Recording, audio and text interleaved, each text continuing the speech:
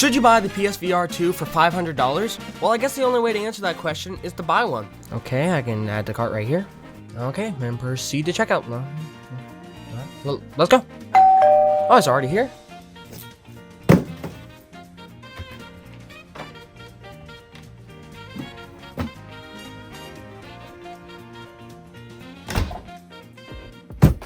Alrighty guys, let's get into it.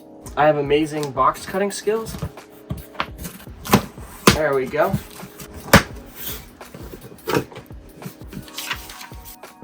Ooh, PlayStation VR 2. Alrighty, let's take this thing out of its box. Let's get into it.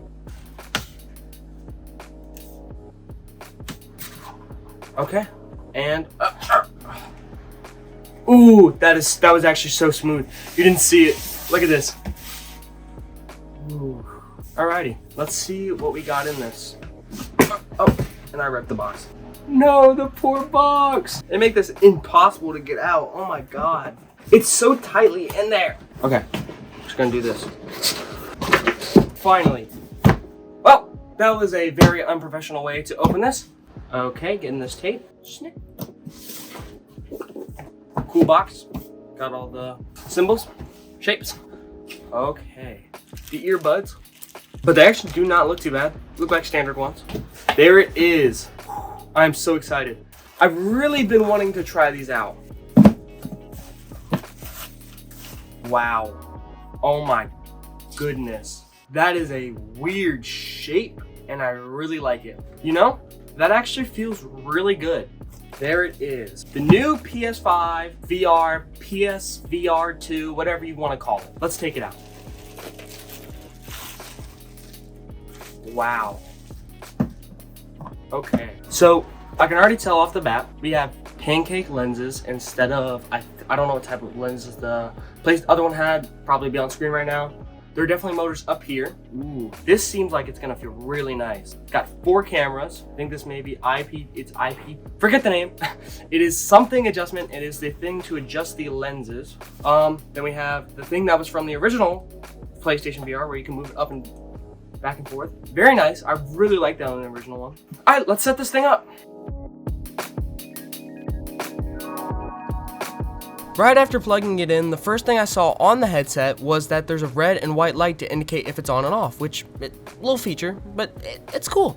At the start of the setup, it was just the basic stuff like plugging in headphones and controllers. After that, there was a warning, and then it told me to clean my room, and also made me turn on some lights. After all that, we finally get to put on the headset for the first time. Once you've done that, you are next prompted to put the lenses to your eyes, which I did a poor job of. I don't know why I didn't do this right. Then you're thrown straight into mixed reality and, oh, well, look, it's my setup. I'm doing a setup tour. Just kidding, this is just to help you find your left and right controllers. Then you go through a little tutorial on how to use the controllers, and now we get to set up eye tracking. Oh, yes. All you do in the setup is really just follow a dot around the screen so then it can see where your eyes are. And then you get to see what it looks like to have your eyes tracked, which is pretty cool. Now it's time to make our play area. First, the PlayStation starts off by scanning your entire room into a 3D model, which I thought was super cool to look at and to just do. After that, you did the floor height and then chose if you were sitting or standing. Now it was time to make a boundary. It was kind of cool the way you did it because if you were outside of the lines you had already made, it would shrink. And if you were in it, it would get bigger, which is a cool idea. I really like how creative they're being with this. Well, that's about it for the setup. Let's go on to the next topic.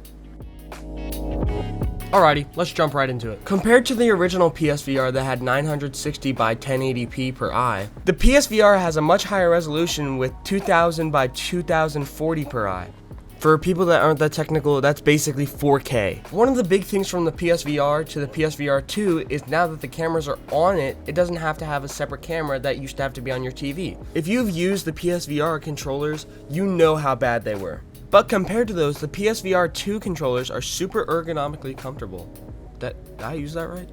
But the cool thing about the VR controllers, it's just like the normal controller for the PlayStation 5, it has adaptive triggers. And for people that don't know what that means, it's basically the trigger will adapt to what gun or tool you're using, so then it feels more realistic. This is also combined with the new motors in the VR headset. This will help you feel stuff like if somebody throws something at you, or if there's like some giant thing walking towards you and you can feel it. I'm gonna be so for real, it is not what you expect when you first do it, but it is so cool. Here's my reaction when I was using a shotgun in Resident Evil.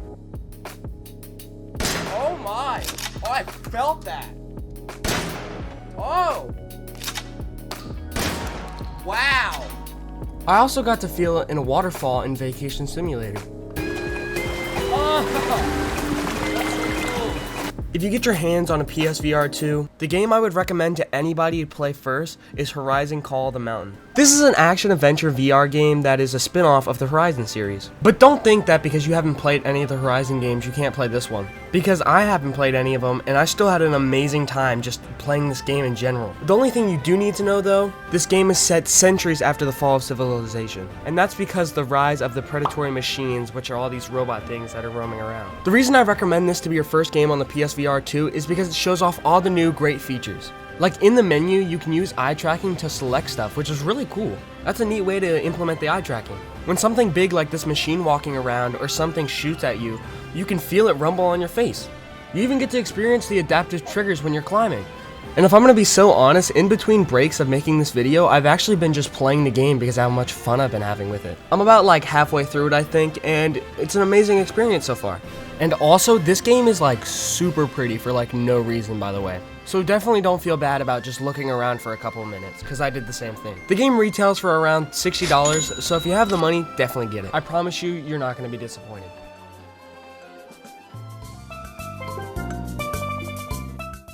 For the issues I've had, there's really only major two that I've had. Other than that, I can't even think of any. I don't know if this will pick up in the recording, but for some reason, when I'm looking at stuff and I tilt my head a little too fast, it'll give kind of like a echo of the character. I don't know how to explain it. Here's me trying to show the camera, but I don't think it worked. I don't know if you guys can see this, but like, I go back to him, and there was like a little bit of like, you had to connect back. I don't know.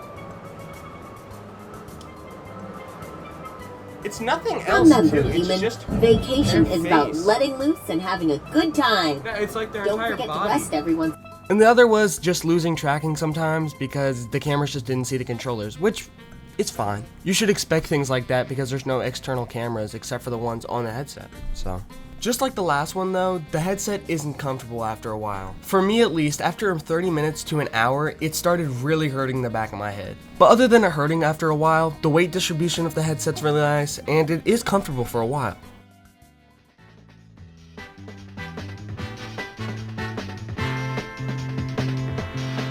Now that we have all this information, do I think you should buy the PSVR2? I know it's gonna sound really silly, but I think it comes down to a yes and a no, depending on the person. I think if you're looking for a really good experience and you have a PS5, go for it. It is so much fun and you will definitely think it's worth it. If this is your first time with a VR headset, I definitely do recommend it. It's a lot of fun. Or you're upgrading from a Quest, this is much better, so. If you have something better like the Valve Index, I don't recommend buying. Definitely think the graphics are pretty and everything. It's just not something I would say, oh, you missed out on it. Also, it's not out yet and I don't see a future with it. The PSVR2 is not compatible with your PC. Just wanted to clarify that because I know there's going to be some people that are like, oh my god, I can finally have a headset for cheap and it'll be really nice to use on my PC. No, you don't. Stop lying to yourself. But Sony, I know I'm just a YouTuber, but like, just listen to me. If you actually, because I know you're making that new Spider-Man game, Spider-Man 3, or 2, whatever you want to call it.